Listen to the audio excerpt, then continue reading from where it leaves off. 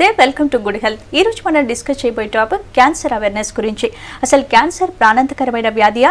Cancer ఎలా వస్తుంది, ఎలా స్టార్ట్ అవుతుంది, ఎలాంటి వాళ్ళకు వస్తుంది, రాకుండా ఎలాంటి జాగ్రత్తలు తీసుకోవాలి, వచ్చినప్పుడు ఎలాంటి కేర్ తీసుకోవాలి అని డౌట్స్ని క్లియర్ చేయడానికి medical oncologist doctor Rahul Narayan Maddi Raksha cancer hospital and chemotherapy centre Karimnagar నుంచి వచ్చారు. ప్రజెంట్ మనతో పాటు ఉన్నారు. సో డాక్టర్ గారిని అడిగి తెలుసుకుందాం. Hello sir. So what is cancer sir? మన శరీరంలో ఎన్నో ఆర్గన్స్ ఉంటాయండి.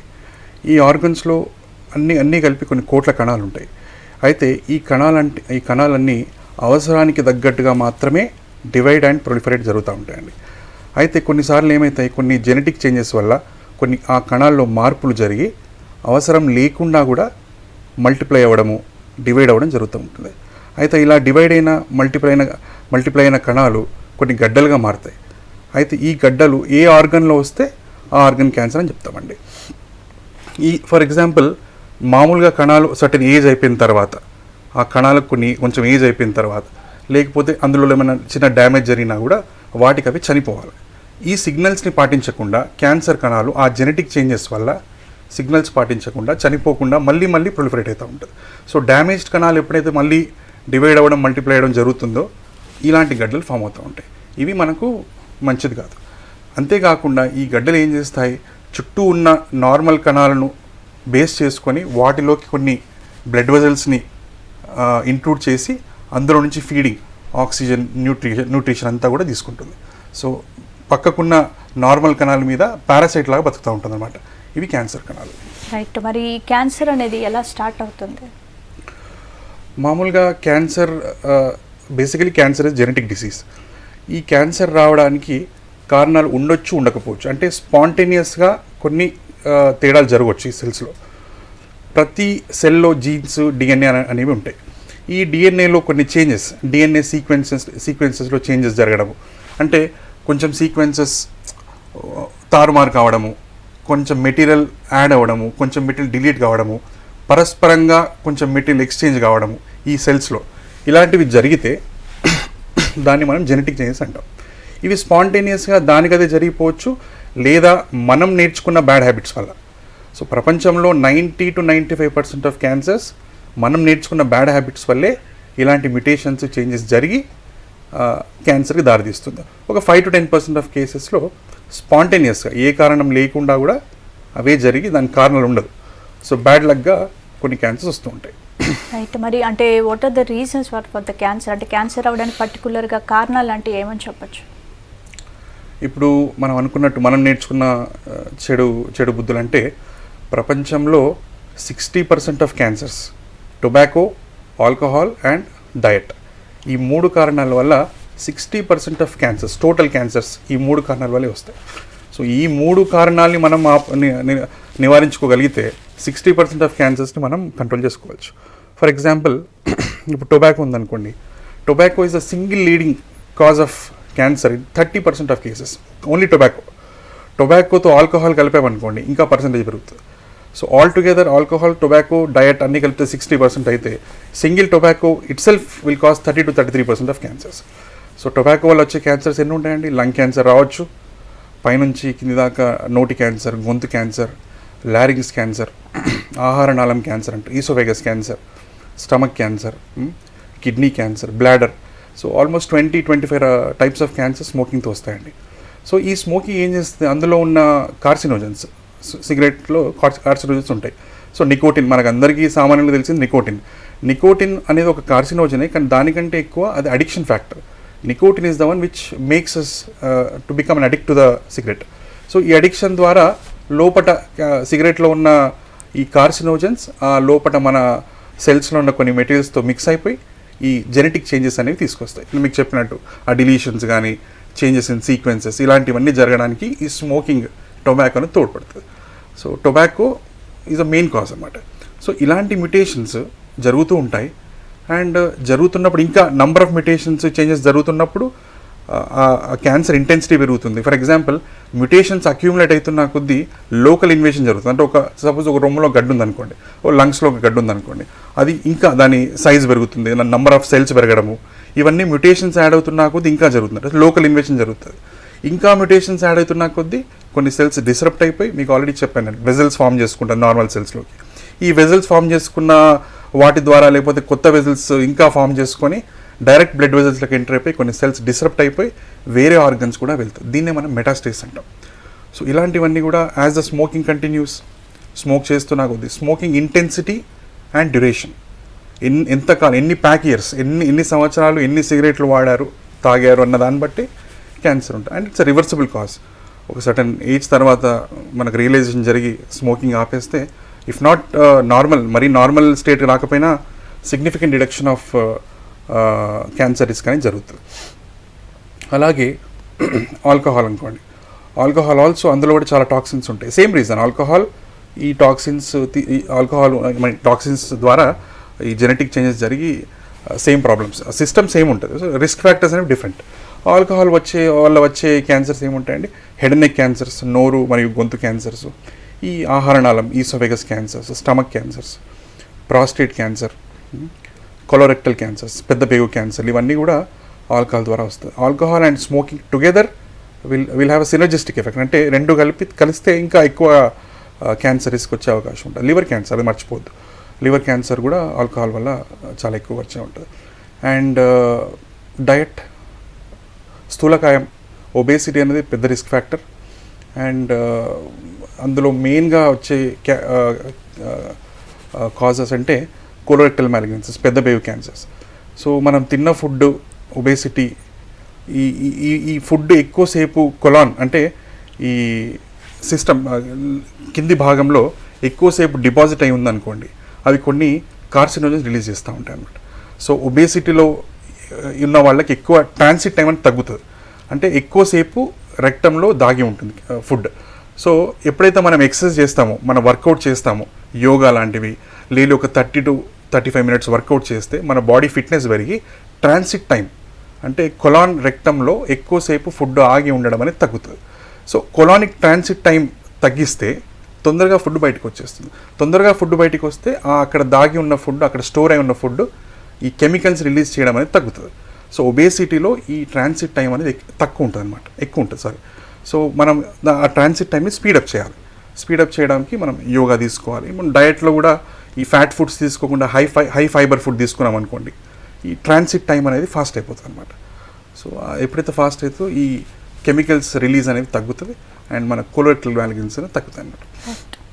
ఈ 3 కారణాలు కూడా కాకుండా ఇంకా ఎయిర్ పొల్యూషన్, బయట పొల్యూషన్తో కూడా క్యాన్సర్స్ వస్తూ ఉంటాయి. ఎక్కువ డాక్యుమెంటేషన్ లేదు, 1 to 3% ఆఫ్ క్యాన్సర్స్ ఈ ఎయిర్ పొల్యూషన్తో వస్తుంది. అది కాకుండా ఇంపార్టెంట్ వైరసెస్ అండి, కొన్ని వైరసెస్ ఉన్నాయి. ఇప్పుడు for example important viruses human papilloma virus అంటారు, హెచ్పివి వైరస్ అంటారు. ఇది one of the probably the most important cause of cancer in India because this cause cervical cancer. ఈ గర్భసంచి ముఖద్వార క్యాన్సర్ అంటారు సర్వైకల్ క్యాన్సర్, బాడీ కాదు. Uterine cancer అంటే పై భాగంలో body cancer. ఈ గర్భసంచి ముఖద్వార క్యాన్సర్ అంటే సర్వైకల్ క్యాన్సర్ అంటారు. ఇది 90% ఆర్ మోర్ కేసెస్లో హెచ్పివి హ్యూమన్ ప్యాపిలోమా వైరస్ అనే వైరస్ సోకినందుకు వస్తుంది. ఈ వైరస్ ఏం చేస్తుంది, అక్కడ ఉన్న సెల్స్లోకి వెళ్ళిపోతుంది. వెళ్ళి ఈ వైరస్ మల్టిప్లై అవుతున్న కొద్దీ అక్కడున్న సెల్స్ కూడా మల్టిప్లై అవుతాయి. ఆబ్వియస్లీ ఒక వైరస్ లోపలికి వెళ్ళిందంటే మనం మాట్లాడుకున్నట్టు ఆ మ్యుటేషన్స్ అన్ని జరుగుతాయి. ఆ మ్యుటేషన్ జరిగినప్పుడు దానికి అదే సెల్ చనిపోవాలి, కానీ చనిపోకుండా ఏమవుతుంది, అట్లే మల్టిప్లై అవుతూ ఉంటుంది. సో ఈ అబ్నార్మల్ ప్రొలిఫరేషన్, ఈ వైరస్ ఏం చేస్తుంది, అక్కడ ఉండి it will see to that all these abnormal cells keep proliferating. So అలా జరిగి కొన్ని మాసెస్ తయారవుతుంది, ఎక్సెస్ బ్లీడింగ్ జరుగుతుంది, ఆడవాళ్ళు మైల అంటారు దాన్ని. సో ఇవన్నీ కూడా హెచ్పివి వైరస్తో more than 90% of cervical cancers జరుగుతుంది. సో ఈ హెచ్పివిని మనం అరికట్టగలిగామనుకోండి, ఇండియాలో highest number of cancer incidence in females is cervical cancer. So cervical cancer మనం డ్రాస్టిక్గా తగ్గలుగుతాం. అందుకే ఈ సర్వైకల్ క్యాన్సర్ అనేది లోవర్ సోషో ఎకనామిక్ స్టేటస్ గ్రూప్లో ఎక్కువ వస్తుంది. సో ప్రైవేట్ పార్ట్స్ అనేవి నీట్గా ఉంచుకోకపోతే ఇలాంటి క్యాన్సర్లు, multiple sexual partners, safe sexual practice చేయకపోతే ఇలాంటి ప్రాబ్లమ్స్ వచ్చే అవకాశాలు ఎక్కువ ఉంటాయి. అది కాకుండా ఇంకా వైరసెస్ ఉంటాయండి, హెపటైటిస్ బి, హెపటైటిస్ సి. ఈ hepatitis B and hepatitis C majorly they cause liver cancer. So alcohol causes liver cancer, దాంతో సహా హెపటైటిస్ బి, హెపటైటిస్ ఈ రెండు. Some patient has hepatitis B ఉందనుకుందాము, సివియర్లీ ఆల్కహాల్ తీసుకోవడము, స్మోకింగ్ తీసుకోవడం, multiple risk factors. So ఇట్లాంటి పేషెంట్స్లో లివర్ క్యాన్సర్ రావడం ఈజ్ ఆల్మోస్ట్ 100 times. తీసుకొని వాళ్ళకి ఈ రిస్క్ ఫ్యాక్టర్స్ లేని వాళ్ళకి ఉన్న వాళ్ళకి 100 times తేడా ఉంటుందండి. So that is the effect of virus. Hepatitis B causes and also C causes liver cancer. అంతేకాకుండా హెచ్ఐవిలో చాలా క్యాన్సర్స్ ఉంటాయి. కొన్ని రకాల బ్లడ్ క్యాన్సర్స్, లింఫోమాస్ అంటారు, బర్కిట్స్ లింఫోమా అంటారు, ఈ సర్వైకల్ క్యాన్సర్, కొన్ని బ్రెయిన్ ట్యూమర్స్, ప్రైమరీ సీనస్ లింఫోమాస్ అంటారు. ఇవన్నీ కూడా హెచ్ఐవిలో వస్తుంటాయి. సో హెచ్ఐవి రాకుండా చూసుకోవడం అనేది it's important. So safe sexual practice, multiple sexual partners లేకుండా చూసుకోవడం, ఇవన్నీ కూడా ఇంపార్టెంట్. అంతేకాకుండా మరి ఇన్ని టైప్స్ ఆఫ్ క్యాన్సర్స్ చెప్తున్నారు కాబట్టి అంటే మోస్ట్లీ బ్యాడ్ హ్యాబిట్స్ వల్ల వచ్చే క్యాన్సర్స్ని పక్కన పెడితే మరి జెనెటిక్ హెరిడిటీ పరంగా ఎలాంటి క్యాన్సర్స్ వచ్చే అవకాశం ఉంటుంది? రైట్. ఇప్పుడు అదే మనం అనుకున్నాం చూడండి, 5 to 10% ఆఫ్ క్యాన్సర్స్ మాత్రమే స్పాంటేనియస్గా వస్తాయి. మిగతా 90% ఆఫ్ క్యాన్సర్స్కి ఏదో ఒక రీజన్ ఉంటూనే ఉంటుంది. సో ఈ 5-10% ఆఫ్ క్యాన్సర్స్లో అండ్ వేరే 90-95% ఆఫ్ క్యాన్సర్లో అన్ని టుగెదర్ చూస్తే కూడా లెస్ దెన్ 5% ఆఫ్ క్యాన్సర్స్ మాత్రమే హెరిడిటీ అండి, అంటే పేరెంట్స్ నుంచి పిల్లలకు రావడం.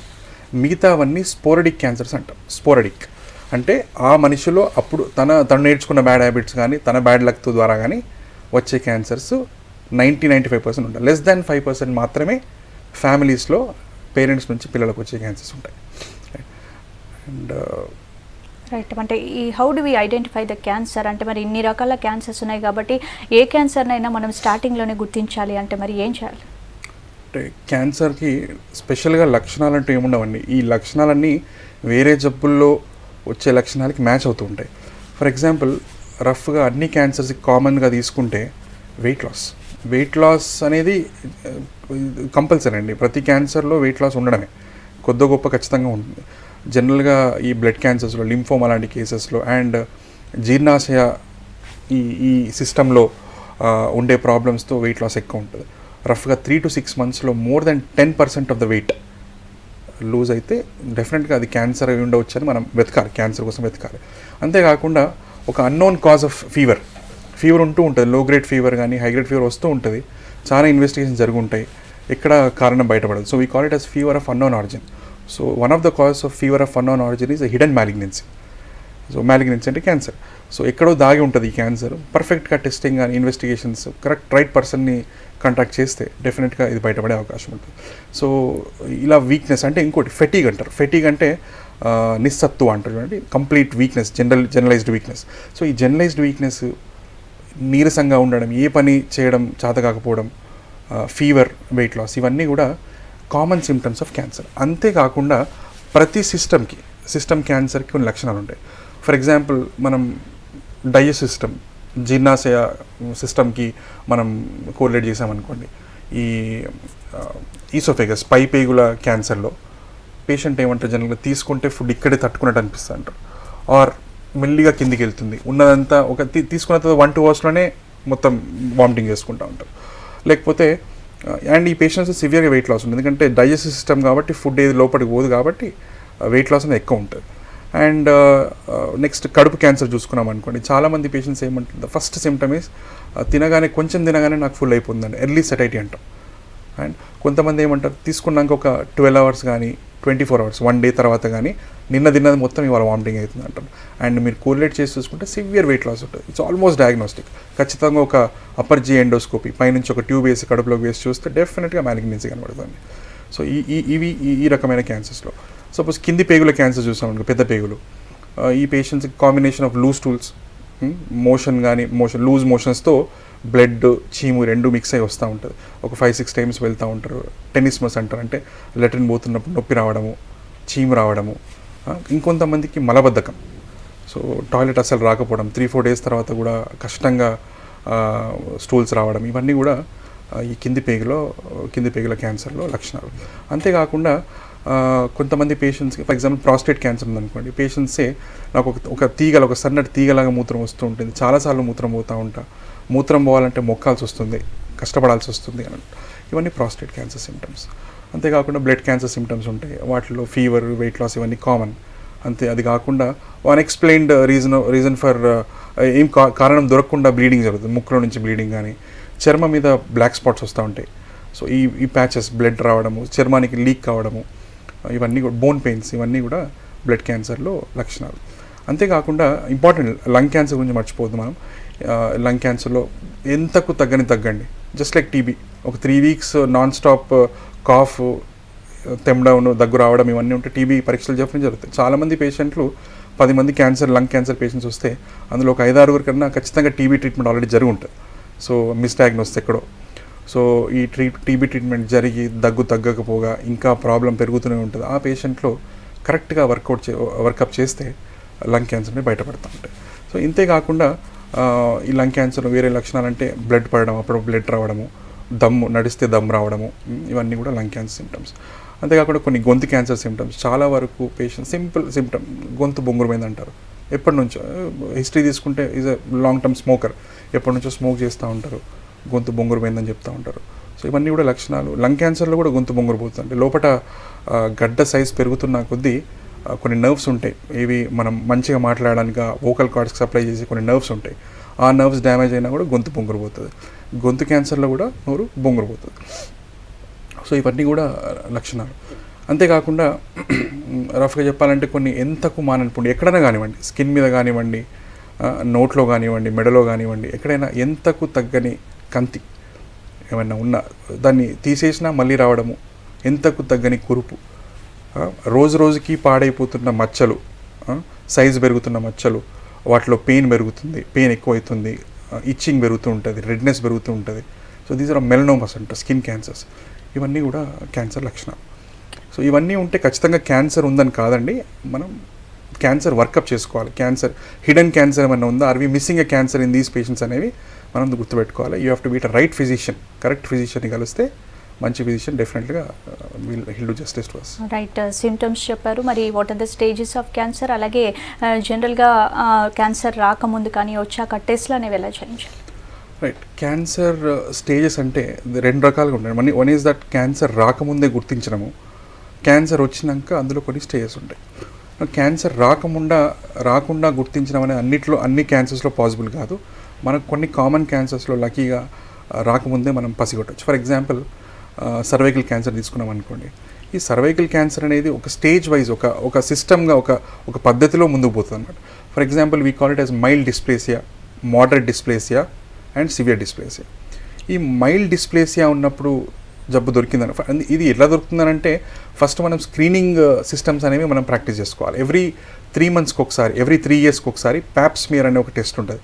It's the approved screening test for cervical cancer. ఇది రెగ్యులర్గా స్క్రీనింగ్ చేసుకుంటే ఇలాంటి మైల్డ్ డిస్ప్లేస్ అనేవి బయటపడతాయి. ఈ మైల్డ్ డిస్ప్లేస్ ఉంటే మనం భయపడాల్సిన అవసరం లేదు. దానికి కొంచెం యాంటీబయాటిక్ ట్రీట్మెంట్, కొంచెం హైజీన్ మెయింటైన్ చేసుకుని కొంచెం యాంటీబయాటిక్ ట్రీట్మెంట్ ఇస్తే ఆటోమేటిక్గా అది తగ్గే అవకాశం ఉంటుంది. అది తగ్గకపోయినా మోడరేట్ అండ్ సివియర్కి షిఫ్ట్ అయినా, లేకపోతే డైరెక్ట్ దొరకడమే మనకు మోడరేట్ టు సివియర్ డిస్ప్లేస్ దొరికినా కూడా దాన్ని కొంచెం మనం జాగ్రత్తగా చూసుకోవాలి. దానికి 2 options. రెగ్యులర్గా స్క్రీనింగ్ పర్ఫెక్ట్లీ స్క్రీనింగ్ చేసుకునే లేడీస్ ఉంటే నాట్ అ ప్రాబ్లం. కాంప్లైంట్స్ సరిగా లేని వాళ్ళకంటే కరెక్ట్గా రాని వాళ్ళకి లోకల్ ఎక్సిషన్ చేయడము, ఆ ఏరియాని బర్న్ చేసి తీసేయడము, దానికి క్రయో సర్జరీ అంటారు, లేకపోతే కోన్ బయాప్సిస్ అంటారు. అంటే టెస్ట్ చేస్తూనే we'll remove the entire part అనమాట. సో ఇలాంటి లోకల్ సర్జరీస్, కొంతమంది they opt for hysterectomy, simple hysterectomy కూడా విత్ సర్విక్స్ రీజన్ మొత్తం తీసేయడం కూడా జరుగుతుంది. సో ఇలాంటివి చేసినప్పుడు ఫర్దర్ ఫ్యూచర్లో ఈ మోడరేట్ టు సివియర్ డిస్ప్లేస్ అనేవి next stage will be carcinoma in situ, ఆ తర్వాత ఇన్వేజివ్ క్యాన్సర్, అంటే నెక్స్ట్ క్యాన్సర్కి వెళ్ళిపోవడమే. సో అంత దూరం పోకముందే మనం అక్కడ నుంచి మనం పేషెంట్ని కాపాడుకోవచ్చు. సో ఇవి కొన్ని క్యాన్సర్స్లో క్యాన్సర్ రాకముందే మనం ఈ జబ్బులను దొరకబట్టచ్చు. ఫర్ ఎగ్జాంపుల్ ఇంకో ఎగ్జాంపుల్ తీసుకుంటే బ్రెస్ట్ క్యాన్సర్ అండి. బ్రెస్ట్ క్యాన్సర్లో కూడా ఏటిపికల్ డక్టల్ హైపర్ప్లేసియా అని కొన్ని ప్రాబ్లమ్స్ ఉంటాయి. అది కాకుండా డక్టల్ కార్సినోమా ఇన్ సిటు అంటే క్యాన్సర్కి ముందు స్టేజ్ అండి, క్యాన్సర్ రాకముందు. సో ఇక్కడ ఈ టైంలో మనం ట్రీట్మెంట్ ఇస్తే పేషెంట్ డెఫినెట్గా క్యాన్సర్ నుంచి క్యూర్ జరిగి 100 years బతకడం అలా డౌట్ లేదు. సో బ్రెస్ట్ క్యాన్సర్లో ఇట్లాంటి ductal carcinoma in situ, atypical ductal hyperplasias కానీ, సర్వైకల్ క్యాన్సర్ ఇప్పుడు నేను డిస్కస్ చేసినవి, ఇవన్నీ కూడా క్యాన్సర్ ముందు స్టేజెస్. ఈ టైంలో మనం ట్రీట్మెంట్ ఇస్తే పేషెంట్కి క్యాన్సర్ రాకముందే మనం క్యూర్ చేసేయచ్చు. అదొకటి. అండ్ ఒకవేళ క్యాన్సర్ వచ్చిందనుకోండి, క్యాన్సర్ వస్తే అందులో మళ్ళీ 4 stages. జనరల్గా కొన్ని వాటిల్లో బ్లడ్ క్యాన్సర్ లాంటి వాటిలో స్టేజెస్ ఉండవండి. అండ్ కొన్ని టెస్టిస్ లాంటి క్యాన్సర్లో ఓన్లీ 3 stages ఉంటాయి. కానీ జనరల్గా మిగతా అన్ని క్యాన్సర్స్లో 4 stages ఉంటాయండి. అయితే ఇప్పుడు మనం అనుకున్నట్టుగా మైల్డ్, మోడరేట్, సివియర్ డిస్ప్లేస్ ఎలాగా ఒక సిస్టమ్ ద్వారా స్ట్రైట్గా వెళ్ళడం కాకుండా ఈ కొన్ని క్యాన్సర్స్ డైరెక్ట్గా 4th స్టేజ్లో బయటపడతాయి. ఫర్ ఎగ్జాంపుల్ ఇండియాలో 85 to 90% of lung cancer case stage 4లోనే వస్తాయి. సో 1 to 3 స్టేజ్ ఎక్కడ పోయినంటే అవి యాక్చువల్ లోపల జరుగుతుంటుంది కానీ బయటపడదు. సో ఏ స్టేజ్లో బయటపడుతుంది క్యాన్సర్ అన్న దాన్ని బట్టి క్యూర్ రేట్స్ ఉంటాయి. అది మనకు తెలిసిన విషయమే. అది మనం ఫర్దర్ ఎపిసోడ్స్లో మనం డిస్కస్ చేయొచ్చు ఇండివిజువల్ క్యాన్సర్లో. కాకపోతే మనం క్యాన్సర్ పరంగా చూస్తే స్టేజ్ 1, 2, 3, 4 ఉంటాయి అన్నమాట. సో ఏ స్టేజ్లో వస్తే దాని క్యూర్ రేట్స్ ఆ స్టేజ్లో ఉంటాయి అన్నమాట. ఫస్ట్ స్టేజ్ అంటే ఒక ఏరియాలో ఉండడము, ఒక దగ్గరే, అంటే వీ కెన్ ఆపరేట్. చిన్న గడ్డ ఒక దగ్గరే ఉంది, ఇంకా చుట్టూ ఎక్కడ పాకలేదు, వీ కెన్ ఆపరేట్, డైరెక్ట్లీ సర్జరీకి తీసుకెళ్ళిపోవచ్చు. అండ్ స్టేజ్ 2 ఉందనుకోండి, most of the times direct సర్జరీకి తీసుకెళ్ళవచ్చు. అవసరం పడితే కొంచెం కీమోథెరపీ కానీ రేడియేషన్, నియో అడ్జువెంట్ ట్రీట్మెంట్ అంటే యాంటీరియర్ ట్రీట్మెంట్ ఉందని అలా ఇస్తే కొంచెం సైజ్ తగ్గి థర్డ్ సర్జరీకి తీసుకెళ్ళిపోవచ్చు. అది థర్డ్ స్టేజ్ అనుకోండి, చాలా వరకు డైరెక్ట్ సర్జరీ చేయడం కష్టమవుతుంది. స్టమక్ క్యాన్సర్ కానీ, లంగ్ క్యాన్సర్ కానీ, రేడియేషన్ సర్వైకల్ క్యాన్సర్ కానీ, బ్రెస్ట్ క్యాన్సర్ కానీ, వీటన్నిటిలో థర్డ్ స్టేజెస్లో డైరెక్ట్ సర్జరీకి తీసుకుపోవడం కష్టం. సో అట్లాంటప్పుడు కొన్ని కీమోథెరపీస్ కానీ రేడియేషన్ కానీ ఇచ్చి సైజ్ తగ్గించి then will take up for surgery. Last is 4th stage. 4th స్టేజ్లో is generally 4 stage are not curable. Most of the stage 4 cancer not curable, except కొన్ని కేసెస్ ఉంటాయి, అవి తర్వాత డిస్కస్ చేసుకోవచ్చు. సో ఈ 4th స్టేజెస్లో వస్తే direct we go for chemotherapy. Cure ఉండదు కానీ we give good quality of life with present available drugs. Right. మరి ఒకసారి క్యాన్సర్ వచ్చిన వాళ్ళ పక్కన ఉంటే మాకు క్యాన్సర్ వస్తుందని చాలామంది అపోహ పడుతుంటారు. మరి క్యాన్సర్ అనేది అంటువ్యాధి అనుకోవచ్చు? లేదండి, క్యాన్సర్ అనేది అంటువ్యాధి కాదు. It is not contagious. TB లాగా టీబీ వస్తే పక్క వాళ్ళకి వస్తుంది, అందరు చాలామంది అదే కంపేర్ చేస్తూ ఉంటారు పేషెంట్స్ వచ్చి. లేదండి, 80% ఆఫ్ అటెండెన్స్ అడుగుతారండి. ఈ కంప్లైంట్ వచ్చిన వాళ్ళు ఎంత దగ్గర వాళ్ళైనా కూడా 80% ఆఫ్ అటెండెన్స్ ఇదే క్వశ్చన్ అడుగుతారు. So cancer is not contagious. ఒకరి నుంచి ఒకరికి రాదు, వాళ్ళతో క్లోజ్గా ఉన్నా రాదు, వాళ్ళ ప్లేట్లో మనం తిన్నా రాదు, వాళ్ళ టవల్ యూజ్ చేసినా రాదు, ఏది చేసినా మనకు వాళ్ళ నుంచి మనకు రాదు. ఫైన్, కొన్ని రకాలుగా చూసుకోవచ్చు. ఇప్పుడు సే ఫర్ ఎగ్జాంపుల్ ఒక పేషెంట్ హెచ్ఐవి ఉండి ఆ హెచ్ఐవి వల్ల క్యాన్సర్ వచ్చింది అనుకోండి, తనతో మనం క్లోజ్గా మూవ్ అవ్వడము, అంటే సేఫ్ సెక్షువల్ ప్రాక్టీస్ చేయకపోయినా ఆ హెచ్ఐవి మనకు రావడం ఉంటుంది. కానీ అట్లాంటి ఇన్ఫెక్షస్ డిసీజెస్, అంటే ఇప్పుడు మనం మాట్లాడిన వైరసెస్ మాత్రం మనకు వస్తాయి, కానీ వాటి ద్వారా వచ్చిన క్యాన్సర్ రావడానికి ఆస్కారం లేదు. సో మరి క్యాన్సర్కి ఎటువంటి ట్రీట్మెంట్స్ అవైలబుల్ ఉన్నాయి? మనం ఆల్రెడీ డిస్కస్ చేసినాం. క్యాన్సర్కి there are 3 modalities of treatment. Basically surgery, surgical oncology deal చేస్తారండి, కీమోథెరపీ, మెడికల్ ఆంకాలజీ డీల్ చేస్తారు, and radiation. So radiation oncology depending on the stage, ఏ స్టేజ్లో మనం ఈ క్యాన్సర్ని పసిగట్టాము అన్న దాన్ని బట్టి ఈ ట్రీట్మెంట్స్ ఉంటాయండి. సో కొన్ని క్యాన్సర్స్లో మూడు ట్రీట్మెంట్స్ అవసరం పడతాయి. Classical example is breast cancer. So breast క్యాన్సర్లో చాలా పేషెంట్స్ 80-90% ఆఫ్ కేసెస్ స్టేజ్ 3లో వచ్చేస్తాయండి. స్టేజ్ 3 ముందే వచ్చేస్తాయి. Only 10% of cases will be in stage 4. So అన్ని కేసెస్ స్టేజ్ 3 వరకు ఉన్న కేసెస్కి మనం సర్జరీ అవసరం పడుతుంది. ఏదో ఒక టైంలో స్టార్టింగ్లో సర్జరీ చేయలేకపోతే కొంచెం కీమోథెరపీ, రేడియేషన్ అట్లాంటివి ఇచ్చి సైజ్ తగ్గించి ఉన్న రొమ్ములో గడ్డని కొంచెం లూజ్ చేసి తర్వాత మనం సర్జరీ చేయొచ్చు. సో సర్జరీ అనేది ఒక మొడాలిటీ ఇన్ బ్రెస్ట్ క్యాన్సర్. అంతేకాకుండా సర్జరీ అయిపోయినాక డెఫినెట్గా 6 to 8 cycles ఆఫ్ కీమోథెరపీ ఇస్తాము. ఆ కీమోథెరపీ అయిపోయిన తర్వాత కానీ ముందు కానీ రేడియేషన్ అవసరం పడుతుంది. అండ్ ఇవన్నీ కాకుండా బ్రెస్ట్ క్యాన్సర్లో కొన్ని ట్యాబ్లెట్స్ ఉంటాయి, హార్మోనల్ ట్యాబ్లెట్స్, టార్గెటెడ్ థెరపీ అంటాం. That's different topic to discuss. And so treatments అనేవి medical, chemotherapy, radiation, surgery, then targeted therapies, కొన్ని న్యూక్లియర్ మెడిసిన్ ట్రీట్మెంట్స్ అంటాం. న్యూక్లియర్ ఫిజిషియన్స్ అనే డిఫరెంట్ డిపార్ట్మెంట్ ఉంటుంది, వాళ్ళు యూస్ చేసే రేడియో ఐడిన్ ట్రీట్మెంట్స్ అని అలాంటివి కొన్ని ఉంటాయి అన్నమాట. So there are lot of treatments available. Right. ఈ బ్రెస్ట్ క్యాన్సర్ కానీ సర్వైకల్ క్యాన్సర్ ఇలాంటి క్యాన్సర్స్ మరి రాకుండా ముందుగా ఎలాంటి జాగ్రత్తలు తీసుకుంటే better? There are screening methods అండి. అయితే ఈ స్క్రీనింగ్ అంటే ముందుగానే జబ్బు రాకముందే, అంటే స్క్రీనింగ్ మెథడ్స్ అనేవి పేషెంట్స్లో చేయమండి, నార్మల్ పాపులేషన్లో చేస్తాం. సో ఒక పేషెంట్ మా దగ్గరికి స్క్రీనింగ్ చేయండి అని వస్తే వాళ్ళని పేషెంట్ అనడానికి లేదు, నార్మల్ పర్సన్. సో సామాన్య ప్రజలలో చేసే పద్ధతుల్నే స్క్రీనింగ్ మెథడ్స్ అంటారు. ఈ స్క్రీనింగ్ ద్వారా, స్క్రీనింగ్ అంటే క్యాన్సర్ ముందే గుర్తించడము, లేకపోతే చిన్న దశలో ఉన్నప్పుడే గుర్తించడాన్ని స్క్రీనింగ్ అంటాం. ఈ స్క్రీనింగ్ అనేవి అన్ని జబ్బుల్లో లేవండి, unfortunately. There only 3 to 4 disease అంటే క్యాన్సర్స్లో ఈ స్క్రీనింగ్ మెథడ్స్ మనం చేసుకోవచ్చు. అందులో ప్రధానంగా 2 క్యాన్సర్స్ అండి, ఒకటి cervical cancer and breast cancer. ఈ సర్వైకల్ క్యాన్సర్లో less than the age of 21, okay, or before sexual active patient becoming sexual active. So 21 years కంటే ముందు నుంచి స్టార్ట్ చేసి every 3 years pap smear, it's an office procedure. చిన్నగా ఓపీడీలోనే ఒక PV examination చేసుకుంటూ ఒక స్మియర్ చేసి స్లైడ్ తయారు చేసి పంపిస్తే 1 అవర్లో రిపోర్ట్ వస్తుంది. It's called Pap smear.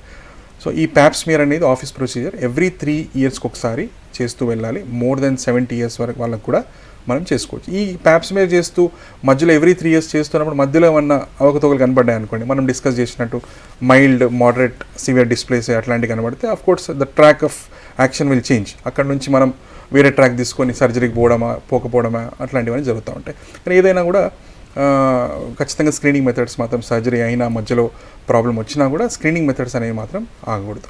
More than 70 years వరకు కూడా చేస్తామండి. Next cancer which is important is breast cancer. Breast క్యాన్సర్లో వెరీ పాపులర్, ఎవ్రీబడి, అందరికీ తెలుసు, మ్యామోగ్రఫీ. సో యాన్యువల్ మ్యామోగ్రఫీ, ప్రతి సంవత్సరం మ్యామోగ్రఫీ, బయోలేటరల్ బ్రెస్ట్ మ్యామోగ్రఫీ, 2 బ్రెస్ట్లకు ఎక్స్రే. మ్యామోగ్రఫీ అంటే బ్రెస్ట్ ఎక్స్రే అండి, ఛాతీకి తీసుకునే ఎక్స్రే లాగా chest X-ray, breast X-ray. So mammography అనేది ప్రతి ఇయర్ 2 బ్రెస్ట్కి చేసుకోవాలి ఆఫ్టర్ ద ఏజ్ ఆఫ్ 40 నుంచి బ్రెస్ట్ క్యాన్సర్ మనకు అవేర్నెస్ కోసం స్క్రీనింగ్ మ్యామోగ్రఫీ చేస్తాం.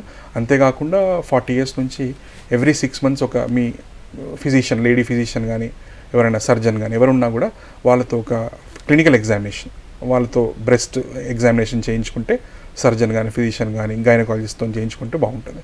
అండ్ తనకు తాను అద్దం ముందు నిల్చొని monthly self examination, every month తనకు తాను self examination from the age of 25 years దాటినప్పటి నుంచి చేసుకుంటే కూడా బాగుంటుంది. So monthly self examination, 6 monthly physician examination and every year after the age of 40 mammography.